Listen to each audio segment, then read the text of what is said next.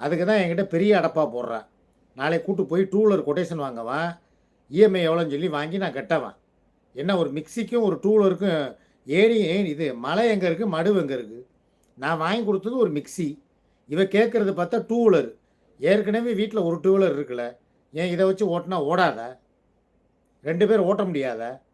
தேவையில்லாமல் என் காசுக்கு அனத்த வைக்கக்கூடாது. கடனை வந்து மேலும் மேலும் ஏற்றக்கூடாது. என்ன வாழ்க்கை பூரா வந்து ஒருத்தன் வந்து கடனாளியாகவே இருக்கணுமா? நான் கேட்குறேன்.